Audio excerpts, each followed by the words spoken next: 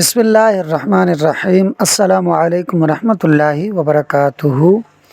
آج کی ویڈیو میں ہم نور الانوار کی اور اصول فقہ کی ابتدائی باتیں جانیں گے۔ اس کے علاوہ کسی بھی علم کو شروع کرنے سے پہلے کچھ باتیں جاننا ضروری ہوتی ہیں، ان کو بھی ہم جانیں گے۔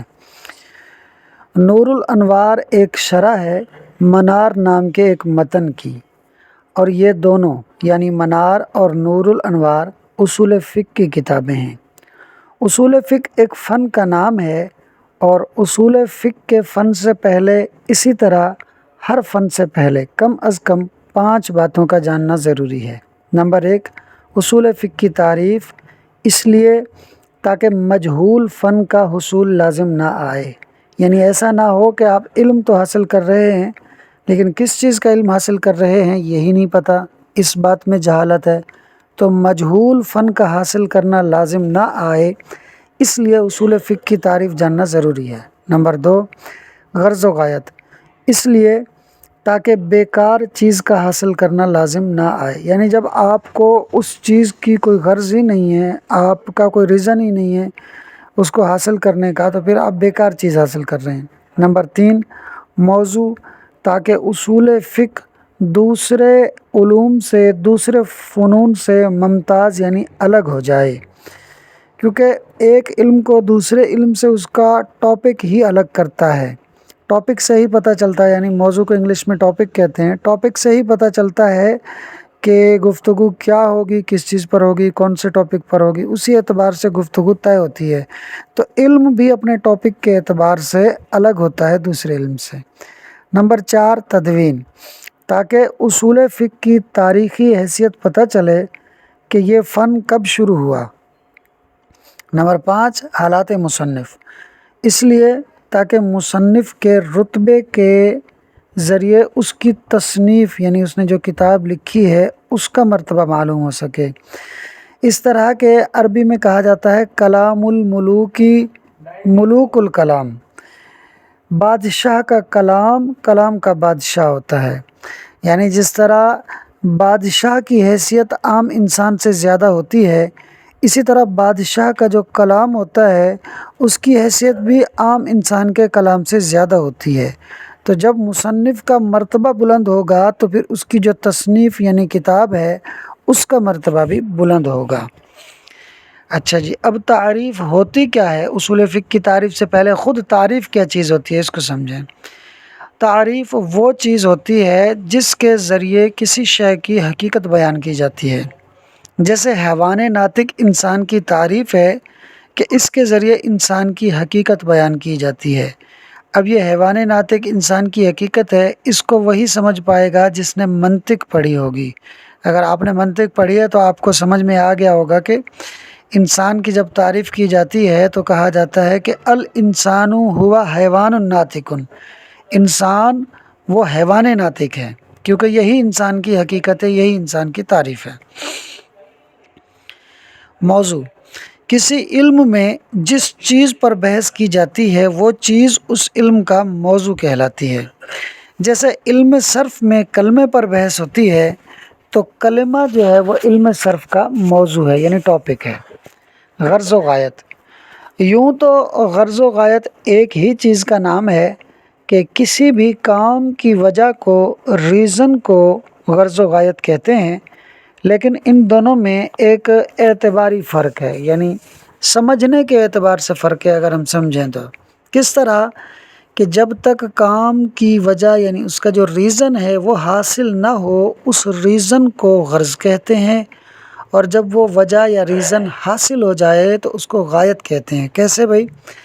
جیسے عالم بننے کے لیے درس نظامی کرنا، یہ ایک غرض ہے۔ جب تک درس نظامی کر رہے ہیں تو عالم بننا آپ کی غرض ہے، وجہ ہے، ریزن ہے، اور جب آپ درس نظامی کر لیں گے تو کیونکہ اب عالم بن چکے ہیں، آپ کو وجہ حاصل ہو چکی ہے، تو اب یہ عالم بننا اس کی غایت ہو جائے گا درس نظامی کی۔ اچھا جی، اس کے بعد ہے تدوین۔ تدوین کہتے کسے ہیں؟ کہتے ہیں جی تدوین کا مطلب ہے بکھری ہوئی چیز کو ترتیب دینا۔ کیسے بھائی؟ جیسے فقہ کے اصولوں کو قرآن اور حدیث کی روشنی میں ترتیب دینا، یہ تدوین کہلاتا ہے۔ اچھا جی، اب اس کے بعد اصول فقہ کی ہم تعریف پڑھیں گے۔ دیکھیں اصول فقہ کی تعریف دو طرح سے کی جاتی ہے۔ اس سے پہلے یہ بھی جان لیں کہ تعریف کو حد بھی کہتے ہیں۔ تو اصول فقہ کی دو طرح سے تعریف کی جاتی ہے، یعنی حد کی جاتی ہے۔ ایک ہوتی ہے حد اضافی اور ایک ہوتی ہے حد لقبی۔ حد اضافی کا مطلب یہ ہے کہ اصول کی الگ تعریف کرنا اور فقہ کی الگ تعریف کرنا، کیونکہ اصول فقہ یہ مرکب اضافی ہے، تو مرکب اضافی کے ہر جز کی یعنی مضاف کی الگ تعریف کرنا، مضاف الیہ کی الگ تعریف کرنا، وہی بات کہ اصول کی الگ تعریف کرنا اور فقہ کی الگ تعریف کرنا، اس کو بولتے ہیں حد اضافی۔ تو سب سے پہلے ہم اصول کی تعریف کو جانتے ہیں۔ اصول جو ہے یہ اصل کی جمع ہے، اور اصل کے چند معانی ہیں، اس میں سے میں آپ کو 5 بتاؤں گا، کیونکہ آپ کا درجہ بڑا ہو چکا ہے، آپ رابعہ درجے میں ہیں، تو اس اعتبار سے تھوڑی سی ڈیٹیل جاننا آپ کے لیے ضروری بھی ہے۔ تو اصل کے 5 معنی بیان کروں گا۔ اس کا پہلا معنی ہے بنیاد۔ کیسے؟ جیسے عربی میں کہتے ہیں اصل السقف جدار، سقف کہتے ہیں چھت کو، جدار کہتے ہیں دیوار کو۔ تو اصل السقف جدار، چھت کی اصل دیوار ہے، اصل یعنی بنیاد، تو یہاں پر اصل بنیاد کے معنی میں ہے۔ اچھا، اصل کا دوسرا معنی ہے راجع یعنی غالب، غالب معنی اکثر۔ کیسے بھائی؟ جیسے عربی میں کہتے ہیں ان الاصل فی الاستعمال الحقیقت، استعمال میں اصل حقیقت ہے، یعنی کسی لفظ کے 2 معنی ہیں، ایک حقیقی اور مجازی۔ اب اس لفظ کو آپ نے استعمال کرنا ہے، تو استعمال میں کسی لفظ کو استعمال کرنے میں حقیقت، کسی لفظ کو استعمال کرنے میں حقیقت اصل ہے۔ اصل مطلب راجع ہے یعنی غالب ہے یعنی اکثر ہے۔ اکثر ہوتا یہی ہے کہ کسی لفظ کو بول کر اس کا حقیقی معنی ہی مراد لیا جاتا ہے، تو یہاں پر اصل غالب یعنی راجع کے معنی میں ہے۔ نمبر 3 قاعدہ، یعنی اصل کا تیسرا معنی قاعدہ ہے۔ کیسے بھئی؟ جیسے کہتے ہیں کہ ان الفاعل مرفوع اصل من النحو، بے شک فاعل مرفوع ہے، نحو کی اصل ہے، اصل یعنی قاعدہ ہے، تو یہاں اصل جو ہے وہ قاعدے کے معنی میں ہے۔ نمبر 4 دلیل۔ کیسے؟ کہتے ہیں جی انا آت الزکوٰۃ اصل وجوب الزکوٰۃ، آت الزکوٰۃ یہ قرآن کریم کی آیت ہے۔ بے شک آت الزکوٰۃ یعنی یہ اللہ کا فرمان زکوٰۃ کے واجب ہونے کی اصل ہے، اصل یعنی دلیل ہے، تو یہاں اصل جو ہے وہ دلیل کے معنی میں ہے۔ نمبر 5 استصحاب یعنی قیاس کرنا، یہ اصل کا 5واں معنی ہے۔ کیا قیاس کرنا بھائی؟ موجودہ حالت کو سابقہ حالت پر۔ جیسے آپ نے صبح کسی برتن میں پانی کو دیکھا تھا اور آپ نے شام کو دوبارہ دیکھا کہ وہ پانی جوں کا توں موجود ہے، تو ہم کہیں گے کہ طہارت الماء اصل، پانی کی پاکیزگی اصل ہے، یعنی قیاسی ہے، کہ صبح ہم نے اس کو پاک کی حالت میں دیکھا تھا، تو جب تک ہمیں اس کے ناپاک ہونے کا قطعی اور یقینی طور پر علم نہیں ہو جائے گا کہ اس میں کوئی ناپاک چیز مل گئی ہے، تب تک یہ پاک ہی ہے، کیونکہ پانی کی اصل طہارت، پانی کی طہارت یعنی پاکی اصل ہے، اصل یعنی قیاسی ہے کہ پانی پاک ہی ہے۔ امید ہے کہ آپ کو یہ 5 معنی سمجھ میں آ گئے ہوں گے۔ اب اصول کی تو آپ تعریف سمجھ گئے، اب فقہ کی تعریف سمجھیں۔ دیکھیے فقہ کی تعریف ہے کہ احکام شرعیہ فرعیہ کو ان کے ادلہ تفصیلیہ یعنی تفصیلی دلائل سے جاننا۔ اس کی وضاحت کرتے ہیں جی ہم آپ کو۔ احکام حکم کی جمع ہے، اور شرعیہ شریعت یعنی دین محمدی، تو شریعت محمدیہ میں جو اللہ پاک نے احکام نازل فرمائے ہیں، نماز، روزہ، حج، زکوٰۃ، یہ ساری چیزیں، تو احکام شرعیہ۔ فرعیہ، فرعیہ کا مطلب وہ احکام جن کا تعلق عبادت اور معاملات سے ہو۔ عبادت یعنی نماز، روزہ، حج، زکوٰۃ، اور معاملات جیسے نکاح کرنا، تجارت کرنا، کرائے پر کچھ دینا، کسی کے پاس مزدوری کرنا، یہ معاملات ہیں۔ تو احکام شرعیہ فرعیہ، فرعیہ سے مراد عبادت یا معاملات، ان کے تفصیلی دلائل سے جاننا، یعنی نماز فرض ہے تو قرآن کی کون سی آیت سے فرض ہے، یا زکوٰۃ فرض ہے تو کون سی حدیث سے ثابت ہے، تو ان احکام کو ان کے تفصیلی دلائل ہے، ہر حکم کو اس کی اپنی دلیل سے تفصیلاً سمجھنا، اس کو کہتے ہیں فقہ۔ اچھا، تو احکام شرعیہ فرعیہ کو ان کے تفصیلی دلائل سے سمجھنا، اس کو فقہ کہتے ہیں۔ احکام شرعیہ اصلیہ بھی ہوتے ہیں۔ یہ کون سے احکام ہوتے ہیں بھائی؟ وہ احکام جن کا تعلق عقائد سے ہوتا ہے، جیسے اللہ تعالیٰ کو ایک ماننا، پیارے آقا صلی اللہ علیہ وسلم کو اس کا آخری نبی ماننا۔ آپ کھانس سکتے ہیں، کھانسنے سے پرابلم نہیں ہے وقار بھائی، اس کا ایشو نہیں ہے، بس دوسری آواز نہ آئے۔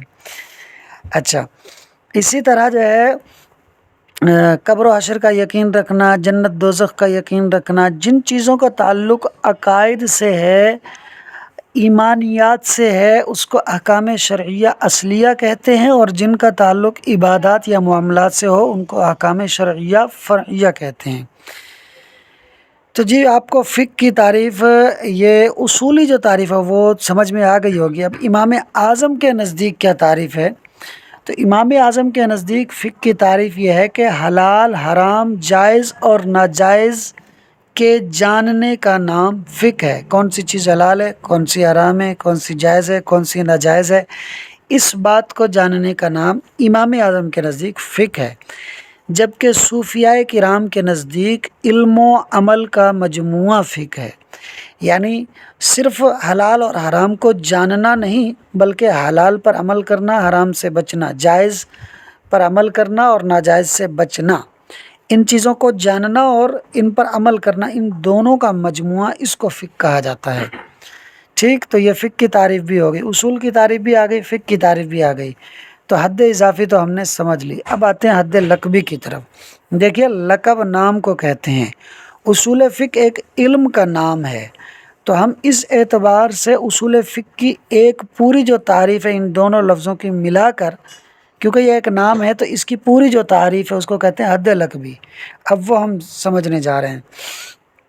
اصول فقہ کی حد لقبی یہ ہے کہ ایسے قواعد کو جاننا جن کے ذریعے فقہ کا علم حاصل ہو۔ دیکھیے، فقہ کا معنی بتایا تھا کہ امام اعظم کے نزدیک حلال، حرام، جائز، ناجائز کو جاننا۔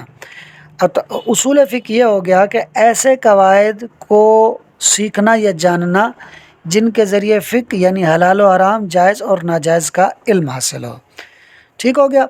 اچھا بھائی، اصول فقہ کی غرض و غایت کیا ہے؟ اصول فقہ کی غرض و غایت ہے کہ احکام شرعیہ کو ان کے تفصیلی دلائل سے جاننا اور مسائل نکالنے کے قواعد کو جاننا، کہ بھئی کون سا مسئلہ قرآن کی کس آیت سے کس قاعدے یا اصول کے تحت ثابت ہو رہا ہے، ان قواعد کو جاننا، یہ اصول فقہ کی غرض و غایت ہے۔ یہ دو غرض و غایت ہے، دوبارہ سن لیجیے، احکام شرعیہ کو تفصیلی دلائل سے جاننا اور مسائل نکالنے کے قوانین کو جاننا۔ اب اصول فقہ کا موضوع، اصول فقہ کے موضوع میں تین قول کیے ہیں علماء نے، تین موضوع بیان کیے ہیں۔ نمبر ایک، فقط دلائل، نمبر دو، فقط احکام، نمبر تین، دونوں کا مجموعہ یعنی دلائل اور احکام۔ یہ جو تیسرا قول ہے یہ زیادہ پسندیدہ ہے، لیکن اس پر ایک اعتراض بھی ہوتا ہے۔ اعتراض یہ ہے کہ دیکھیے، موضوع میں تعدد موضوع میں تعدد ہے، یعنی دلائل اور احکام۔ تعدد کا مطلب ہوتا ہے کسی چیز کا ایک سے زائد ہونا، متعدد ہونا۔ تو آپ نے کہا کہ بھی اصول فقہ کا موضوع دلائل اور احکام ہے، تو یہ تو ایک سے زائد ہوگا، یعنی موضوع میں تعدد ہے، ایک سے زیادہ موضوع ہیں، دلائل اور احکام۔ اور قاعدہ یہ ہے کہ تعدد موضوع یعنی موضوع کا متعدد ہونا، یہ فن کے تعدد پر دلالت کرتا ہے۔ اس کا مطلب یہ ہے کہ جب موضوع دلائل اور احکام دو ہیں تو پھر اصول فقہ بھی دو فن ہیں، دو علوم ہیں، ایک نہیں ہے۔ یہ اعتراض ہے۔ تو کہتے ہیں، اس کا جواب دے رہے ہیں، کہہ رہے ہیں کہ یہ اعتراض درست نہیں ہے۔ کیوں درست نہیں ہے؟ اس لیے کہ تعدد موضوع اس وقت تعدد فن کا سبب ہوتا ہے، باعث ہوتا ہے کہ جب موضوع کے اندر ذاتی طور پر فرق ہو، حالانکہ یہاں دلائل اور احکام میں ذاتی طور پر کوئی فرق نہیں ہے، بلکہ یہ دونوں ذات کے اعتبار سے ایک ہیں۔ اس طرح کہ ان دونوں کے اندر اس بات ہے، اثبات مصدر ہے، اور مصدر کبھی فاعل کے معنی میں استعمال ہوتا ہے اور کبھی مفعول کے معنی میں استعمال ہوتا ہے۔ تو دلائل میں بھی اثبات ہے، اس طرح کے دلائل مثبت ہیں یعنی ثابت کرنے والے ہیں۔ قرآن و حدیث دلائل ہیں، یہ احکام کو ثابت کرنے والے ہیں، تو ان کے اندر اثبات مثبت کے معنی میں ہے۔ اور احکام میں بھی اثبات ہے، اس طرح کہ اس کے اندر اثبات مثبت یعنی اس میں مفعول کے معنی میں ہے، کیونکہ احکام دلائل سے یعنی قرآن و حدیث سے ثابت ہوتے ہیں۔ تو اثبات کیونکہ دلائل اور احکام دونوں میں ہے، لہٰذا تعدد موضوع میں کوئی ذاتی فرق نہیں ہے۔ جب تعدد موضوع میں کوئی ذاتی فرق نہیں ہے تو اصول فقہ ایک ہی فن ہوگا، اس میں تعدد نہیں ہوگا۔ اچھا بھی، اب اصول فقہ کی تدوین۔ مجتہد علماء فقہا نے اپنے اپنے اجتہاد کے مطابق مسائل نکالے ہیں قرآن و حدیث سے، اور اجتہادی مسائل کو نکالنا یہ بغیر اصولوں کے ناممکن ہوتا ہے۔ یعنی قرآن و حدیث سے آپ کو کوئی مسئلہ نکالنا ہے تو ایسا نہیں ہے کہ فقط آپ کو ترجمہ آ گیا تو آپ نے اس ترجمے سے بولا بھائی دیکھو قرآن سے یہ بھی ثابت ہے، حدیث سے یہ بھی ثابت ہے، ایسا نہیں ہے، بلکہ صرف ترجمہ ہی کافی نہیں ہے، ترجمے کے ساتھ ساتھ آپ کو اصول بھی پتہ ہونا چاہیے کہ یہاں پر کون سا اصول ہے جس کی بنیاد پر یہ مسئلہ ثابت ہو رہا ہے۔ وقار بھائی میں آپ سے عرض کر رہا ہوں، ٹینشن نہیں، آپ سکون سے کھانس سکتے ہیں۔ اچھا بھائی، اس کے بعد ہے جی کہاں پر تھے ہم؟ اصول فقہ کے پہلے مدون امام اعظم ہیں، جبکہ اصول فقہ کے باقاعدہ تحریری طور پر پہلے مدون امام شافعی ہیں۔ یعنی تحریری طور پر امام شافعی نے فقہ کے اصولوں کو جمع کیا ہے، ورنہ اگر تحریر سے ہٹ کر دیکھیں تو امام اعظم پہلے مدون ہیں، امام اعظم نے پہلے اصول فقہ کے موضوع مرتب کیے ہیں، بیان کیے ہیں۔ اچھا جی، اب منار کیونکہ ایک متن ہے تو اب ہم اس کے جو لکھنے والے ہیں ان کے حالات زندگی کو تھوڑا سا جان لیتے ہیں۔ منار یعنی ماتن کے مؤلف کا نام عبداللہ بن احمد بن محمود ہے۔ آپ کی کنیت ابو البرکات اور لقب حافظ الدین نصفی ہے۔ نصف ترکستان کے قریب ایک جگہ کا نام ہے اور اسی جگہ کی نسبت سے آپ نصفی کہلاتے ہیں، جسے پاکستان میں رہنے والا پاکستانی کہلاتا ہے۔ آپ یعنی عبداللہ بن احمد بن محمود اصول فقہ اور اصول فقہ میں مجتہد کی حیثیت رکھتے ہیں، اس کے ساتھ ساتھ حدیث اور حدیث کے متعلقات پر بھی کافی دسترس رکھتے ہیں۔ منار کے علاوہ آپ نے مدارک التنزیل، حقائق التاویل اور کنز الدقائق بھی لکھی ہیں۔ منار جو ہے یعنی یہ جو متن ہے یہ فخر الاسلام بزدوی کے اصول اور شمس الائمہ سرخسی کے اصول، ان دونوں کتابوں کا خلاصہ یعنی تلخیص ہے۔ یعنی منار کے لکھنے والے نے ان دونوں کتابوں کا خلاصہ جو ہے اس کو جمع کیا ہے تو وہ منار کی صورت میں ایک متن بنا ہے۔ اچھا جی، آپ نے یعنی منار کے جو ماتن ہیں انہوں نے خود بھی اپنے متن منار کی کشف الاسرار فی شرح المنار کے نام سے ایک تفصیلی یعنی مبسوط شرح لکھی ہے جو بڑی جامع معنی اور مدلل ہے۔ آپ 710 ہجری میں بغداد میں فوت ہوئے۔ عقائد نصفی نامی کتاب کے مصنف کو بھی نصفی کہا جاتا ہے اور آپ کو بھی، تو یہ دونوں الگ الگ شخصیات ہیں، کوئی یہ نہ سمجھے کہ بھی یہ نصفی ہیں تو عقائد نصفی بھی انہوں نے ہی لکھی ہے۔ نور الانوار یعنی شرح کے مؤلف کا نام شیخ احمد بن ابو سعید ہے، مگر آپ ملا جیون کے نام سے جانے جاتے ہیں۔ آپ حضرت ابو بکر صدیق رضی اللہ عنہ کے خاندان سے ہیں۔ آپ کے آباء و اجداد کا اصلی وطن مکہ ہے، پھر آپ کے خاندان نے ہندوستان میں بریلی شریف میں رہائش اختیار کر لی۔ آپ کی ولادت 1047 ہجری میں ہوئی۔ کم عمری میں قرآن پاک حفظ کیا اور سلطان عالمگیر کے زمانے میں ملا لطف اللہ سے سند فراغت حاصل کی، یعنی درس نظامی عالم بننے کی سند فراغت حاصل کی۔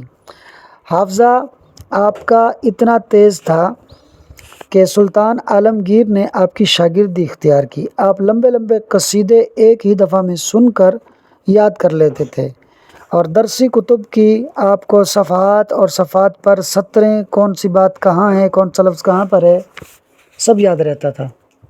ارے جزاک اللہ، بہت بہت شکریہ۔ بس صحیح ہے، نہیں مسئلہ نہیں ہے، ہمارے سننے والے اتنا پیشنس رکھتے ہیں۔ اچھا بھائی، کیا کہہ رہا تھا میں؟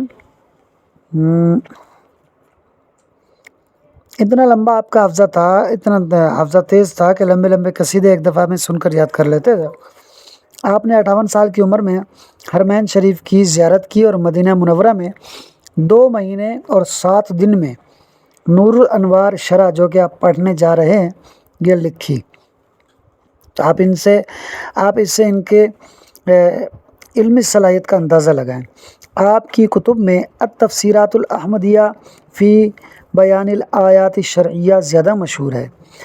1130 ہجری میں دہلی میں وفات پائی اور امیٹھی میں اپنی جائے پیدائش میں دفن ہوئے۔ یہ تھے جی نور الانوار سے پہلے کچھ ابتدائی باتیں۔ ویڈیو اچھی لگی ہو تو لائک اور شیئر کر دیں، اور پرائڈ ایجوکیشن یوٹیوب چینل کو ضرور سبسکرائب کر لیں۔ شکریہ۔